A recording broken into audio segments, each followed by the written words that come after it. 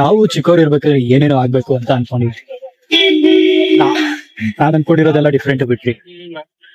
ಒಂದೊಂದ್ಸತಿ ಒಂದೊಂದು ಅನ್ಕೊಂತಿದ್ದೆ. ಒಂದ್ ಟೈಮಲ್ಲಿ ಪೊಲೀಸ್ ಆಗ್ಬೇಕು ಅಂತ ಅನ್ಕೊಂಡಿದ್ದೆ. ಏನಕ್ಕಂತಂದ್ರೆ ಒಳ್ಳೆ ದುಡ್ಡು ಬರುತ್ತಲ್ಲ ಅಂತ. ಆಮೇಲೆ ಕೆಲವೊಂದು ಫಿಲಮ್ಸ್ ನಾ ನೋಡಿ ದೊಡ್ಡ ಹೀರೋ ಆಗ್ಬೇಕು ಅಂತ ಅನ್ಕೊಂಡೆ.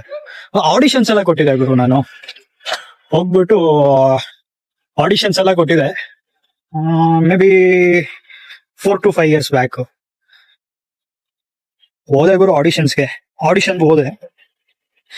ನಿನ್ನ ಪ್ರತಿಭೆನ, ನಿನ್ನ ಕಲೆನ ತೋರಿಸು ಅಂತಂತಂದು ನಾವು ಜೋಶಲ್ಲಿ ಕೆಲವೊಂದು ಫಿಲಮ್ಗಳನ್ನ ನೋಡಿದ್ರಲ್ಲ, ಎತ್ತಿ ತೋರ್ಸದ್ರಿ ನಮ್ ಕಲೆನ.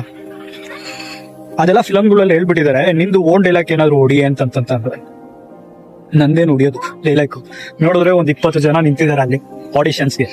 ನಂತರ ಆಡಿಷನ್ಸ್ಗೆ ಬಂದವರು ಒಂದು 10